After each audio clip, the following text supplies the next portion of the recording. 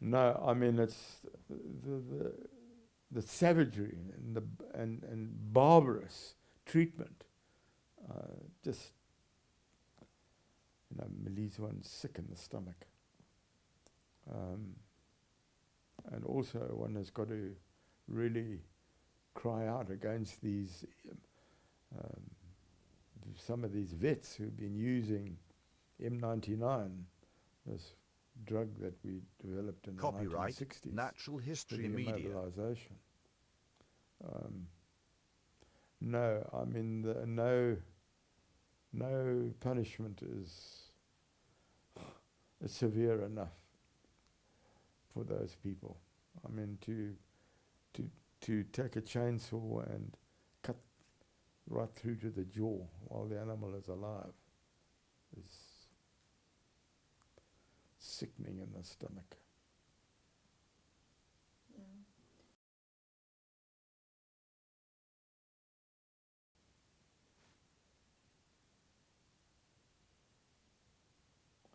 What you're looking at when you see a rhino in the wild, you're looking at a living relic of the dinosaur age.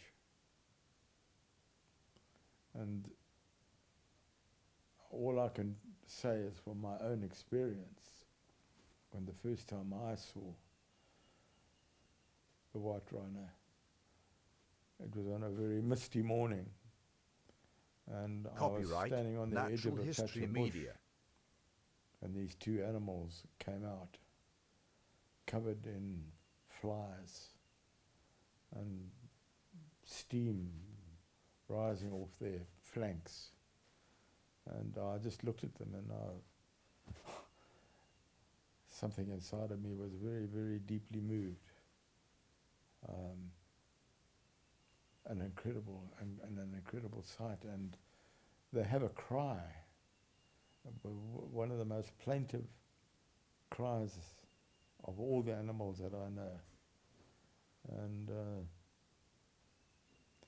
when we were catching them and put them in the bomas before sending them away, my home was just above the bomas, and I could actually hear these very, very plaintive cries at night. Very deeply, deeply moving. Yes.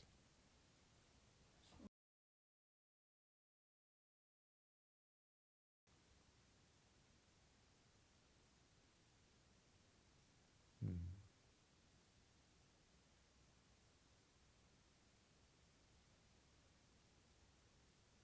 Yeah. Over there, I have a rhino. I greet that rhino every day and every night, because the white rhino were responsible for the parks. When the white rhino was thought to be extinct, Copyright and then they found Natural some History at the Media. junction of the white and the black Umfolozi in 1890s, and it was because of that Tlhtlui, Umfolozi, Lake St. Lucia, Mkuzi and Dumo, and ultimately the Kruger Park, they were established. So that we owe the parks to the white rhino.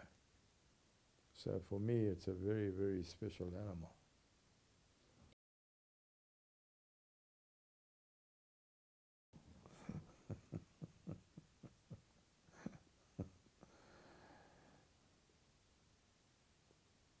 It's a living relic of Copyright the dinosaur Natural age. History Media.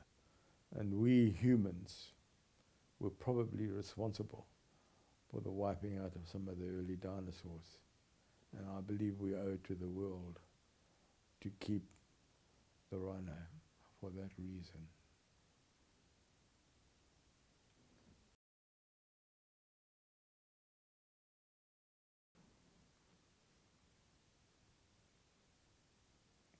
No, I think that the world has got to, first of all, start to look at our own numbers. 6 billion and rising. I mean, we are having a devastating effect upon the planet. God knows how many species are disappearing because of us, Homo non-sapienti. So we have to realize that we must respect other life. But by the same token, as I said, if one gets over sentimental about it, then you're not really Copyright saving it. Natural History But Media. you have to be emotionally involved in it. You have to appreciate the spiritual values. I mean, there's nothing more exciting than to see a herd of springbok racing across the plains of the Orange Free State, or to see a rhino in the early morning coming through the mist, as I did, which was the first rhino that I ever saw. It's a very emotional, very emotional experience, as indeed to hear a lion roaring in the early morning or the leopard coughing at night. I mean, these are animals that have been with us, that have been evolving with us. So we have a great responsibility to them. Yes.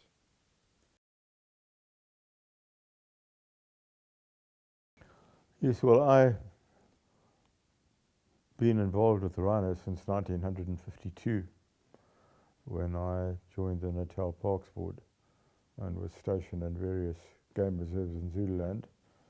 But then in 1958, I was stationed in Umfolozi Game Reserve, which has got the last, or had the last remaining white rhino in southern Africa.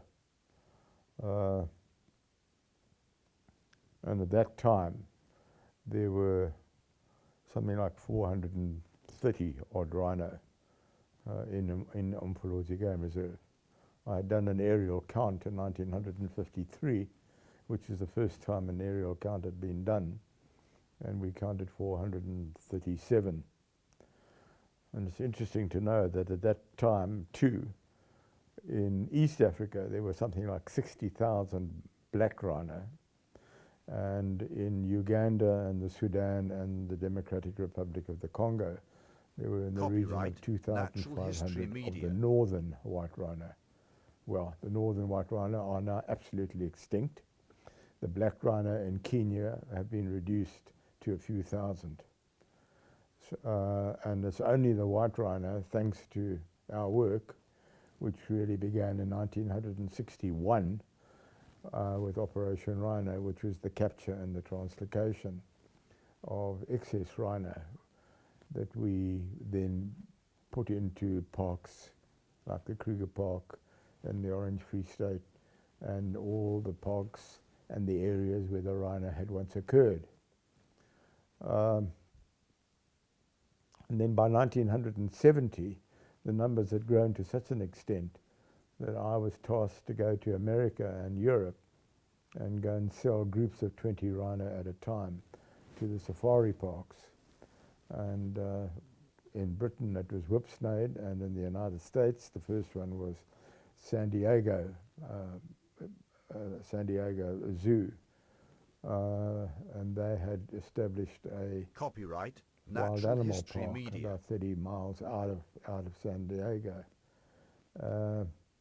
So that was really the insurance at that time. One didn't know in the 1960s what was going to happen in South Africa. We could have had a revolution, and as would happen, as has happened in the Congo, the first things to suffer are the wild animals. But then also in the latter part of 1970, the rhino was still breeding and still continuing to increase to such an extent that the decision was about to be made to start to cull them inside Umfolozi Game Reserve. And I said that would be over my dead body, because I knew that there were still places that they could go. And we sent them to the Maputo Elephant Park in Mozambique, and also into Botswana. The Maputo Elephant Park in Mozambique, where I personally took something like 100 of the white rhino in no time at all, when the Cubans and the Russians took over in '74. They wiped them out. They shot them from helicopters and wiped them out in the Maputo Open Copyright Park. Natural History Media. But in Botswana, they were carefully looked after and started to grow, and the same thing in what was then Rhodesia and now Zimbabwe. However, rhino still continued to breed and still continued to increase, and a decision had to be made, and a decision was made to put them on the hunting list. And it's ironic, very ironic, that in the 19th century, it was the hunters who were responsible for the demise, the wiping out of the white rhino, until only something like 50 to maybe 100 were left in what eventually became Umfolozi Game Reserve. And it's through the white rhino that all the parks in South Africa came into being. But we then decided that we will put them back on the hunting list against much objections from various people. However, it proved to be one of the best things we ever did, because we were selling them, when I say we, the Natal Parks Board, were selling them for a few R100 to game ranchers, who in turn then sold them to American and European hunters for Copyright $20,000. Natural History And then Media. took that money and reinvested that money into buying more land and consequently more rhino. So the white rhino population exploded as a result of that. And you know, at 85, I thought going on 85, I thought I'd really done my stuff now with the rhino. Well, and then 2 years ago, this poaching began, and in 2010, something like 333 rhino were poached countrywide, and last year it was over, probably in the region of 440, 450. Serious, because the horn is valued in the Far East for medicinal values, and there's talk of persuading the Eastern people not to use it. Well, I mean, I think that is a hopeless task, and one can't interfere with other people's cultures anyway. But the main worry now is what to do with the accumulated horns that have come about through natural mortality. In South Africa, we estimate, and there's probably in the region of 40 or 50 tons of it. And this now has become the big debate, what to do with that horn, because it is selling at a price of more than gold. The parks are short of money. The government can't continue to pour money into the parks. And the suggestion has been made that this is now, that it is made legal, and that it is sold. This would bring in vast sums of money into conservation.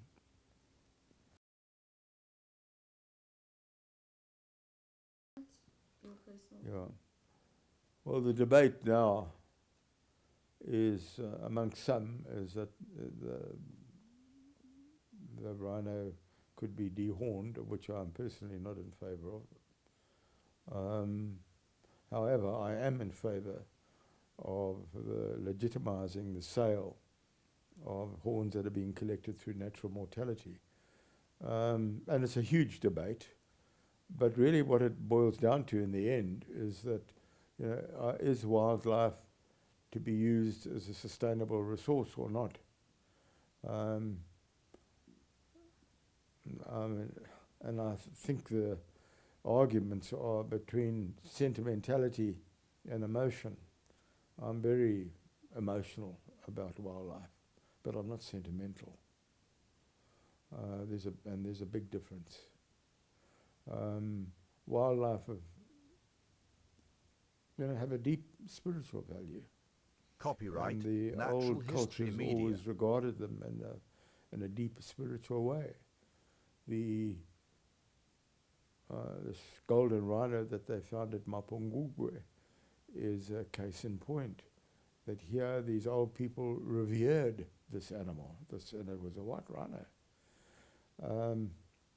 But there's an argument at this moment going on over a rhino that has been offered for sale to be shot by Isambero, and the money would go to a local community.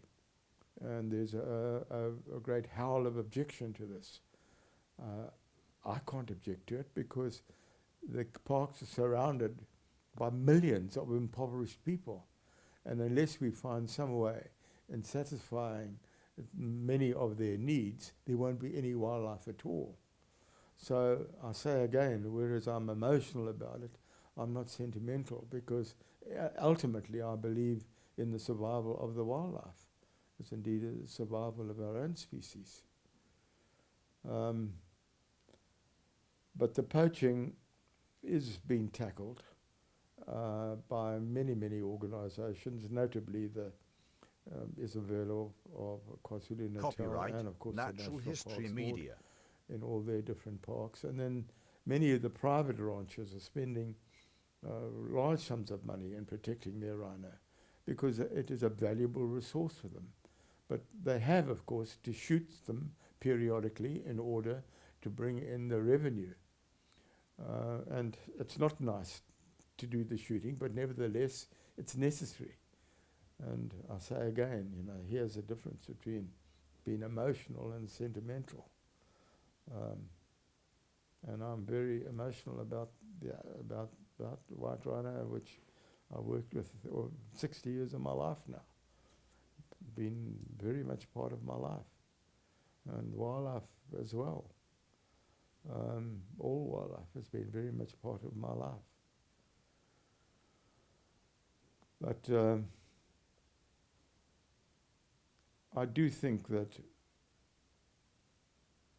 our government has really realized that a great deal more has got to be done in the protection of wildlife and in engaging with the local communities around the parks. Because unless you have them on your side, you're not going to win. Copyright, Natural History It's Media. a war. And in a war, intelligence is very important if you're not told what is happening. And that is one of the purposes of the Kubu Makubu Ntombela Foundation, is to gather information so that the parks can be warned in advance of what is going to happen. And it's the same thing with the Wilderness Foundation and the Wilderness Leadership School. And then there's this organisation, African Conservation Trust, who are doing an outstanding job of work. They've been raising money for to help parks and to help private game ranches. So there are some very reputable organisations who are doing their best. On the other hand, I mean, there are people who are really just climbing on a bandwagon and raising money, and we don't know where that money is going, to whom they are actually accountable. I mean, there's one story of some people who dressed themselves in uniform and went into the malls in Johannesburg and were asking people for money for the rhino. So, not very nice stuff. Yeah, but it's a war. It's a war, and it always has been, right from the day that I started my career. But in a war, you've got to have allies, and our allies have got to be the people who border the parks.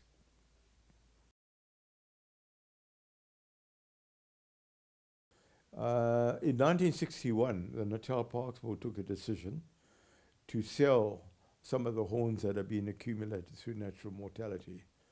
And they were sold on the open market in Dar es Salaam. So the precedent has been established. And it was done with the full cognizance of the International Union. But what has happened now, I think, is that as a result of the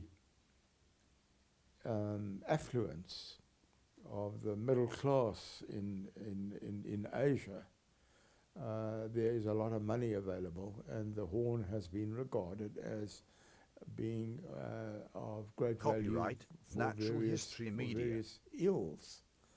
And so consequently, there's been a demand on it.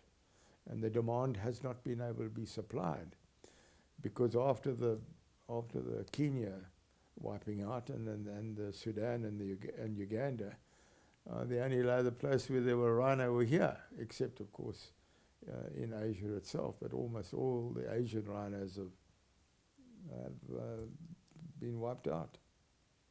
I think there's some in Java, and that's about it. So it's right here in South Africa right now that we hold the main responsibility. And believe me, we've got to take it. We have to take that responsibility because we owe it to the world. Yeah.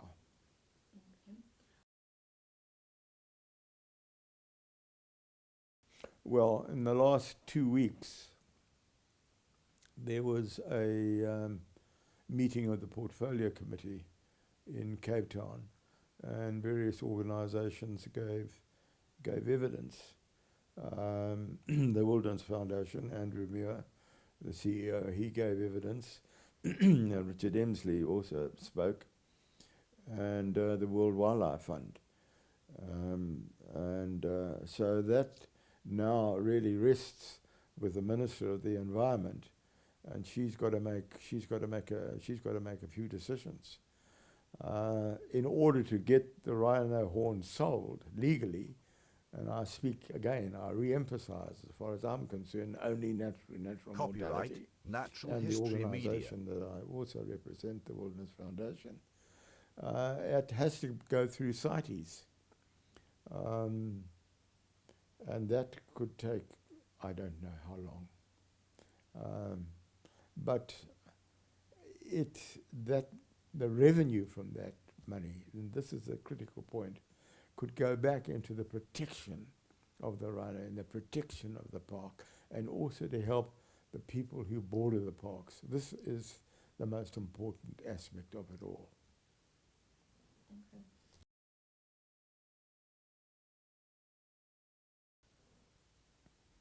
Now, wildlife has always been regarded as a natural resource, and I say again, it's a matter of emotion and sentimentality. I mean, I spent time in the Highlands of Scotland, where there are a lot of the red deer, and people make a living out of stalking.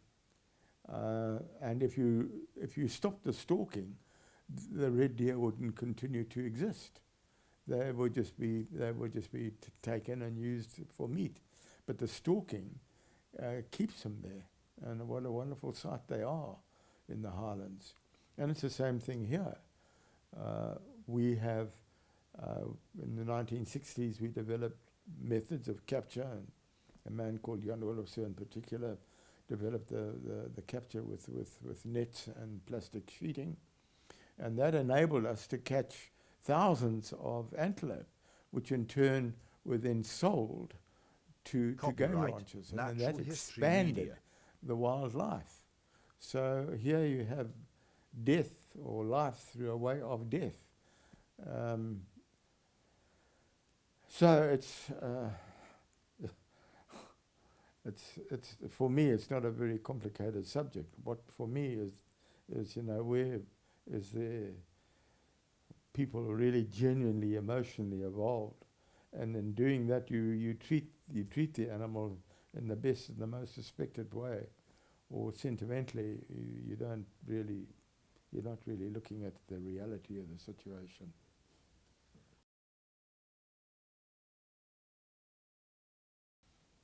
Well, I'm personally against the dehorning, because I think it disfigures the animal, and one doesn't know just exactly the amount of pain that is inflicted upon it. So it's for that reason that I'm not in favour. And also the horn of the animal is very, I mean, it's part of its life. I mean, I do know, and I have seen videos of rhino that have been exported to China, and they are rhinos too, that are having their horns shaved, and the shavings are collected. Copyright Natural And from what I History understand Media. from some of my friends, this is then sold. So I don't know whether I would object to that. I don't think so, because knowing the rhinos I do, they actually like to have their horns rubbed. So I don't think that the shavings are doing them any harm. And if that is a way, and it's not overdone, that's another possible use. Yeah.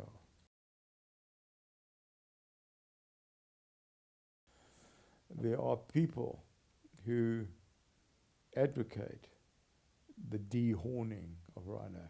I do not advocate that. What I do advocate is that the rhino die and their horns are collected.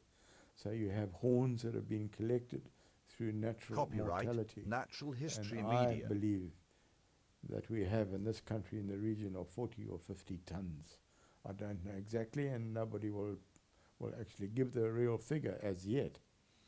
But those horns could be sold on the market and bring in vast sums of money which could be used for the protection of the parks.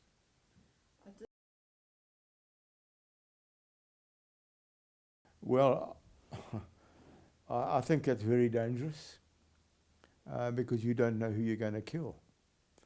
And I doubt whether under the international human rights that you would be allowed to do that. We don't know. I mean, who knows? Who knows that who's going to? I mean, a child can pick it up and the child dies. You've murdered somebody. So Copyright I'm not in Natural favour of History that, Media. of poisoning the horn. I think it's absolutely wrong. And in terms I would imagine, I can't answer that technically, but I don't know that. I mean, it has been said from what I've read that the poisoning has no effect on the rhino. But I mean, I can't believe that anyone will want to do it with the knowledge that maybe a child might get hold of some of that substance.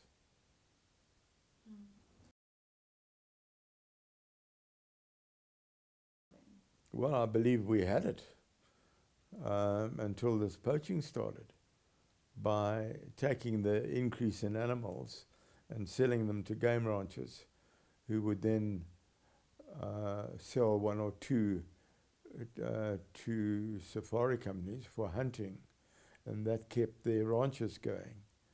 But that has now been completely upset by the poaching, because a lot of the private ranchers, their rhino are also getting Copyright killed. Natural History And Media. there won't be enough. They will not have enough money to keep their ranches going.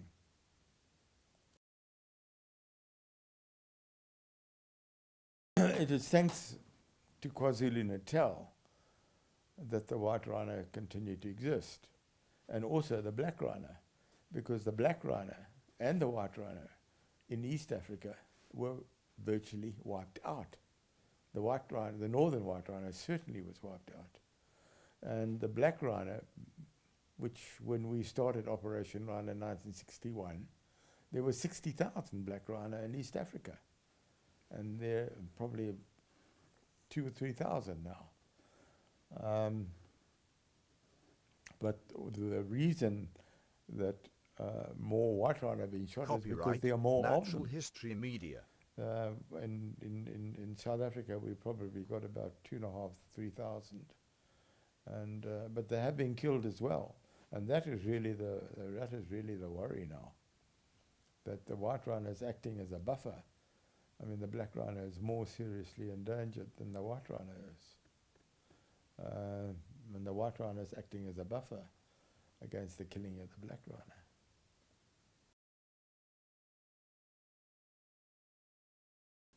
rhino. Some of the game ranchers are very worried, and I just saw a letter only yesterday asking to please come and take the rhino off his farm because it's too dangerous having them there now. And this is very bad for the rhino situation. Okay. Well, don't let's get confused between hunting and poaching. What has happened with the rhinos that have been killed of late, that is through poaching. But at the same time, the different administrations have Copyright, allowed Natural legal History hunts. Media. And there's a huge difference between the two. The one is legal, the other is illegal. And not only illegal, but unbearably cruel.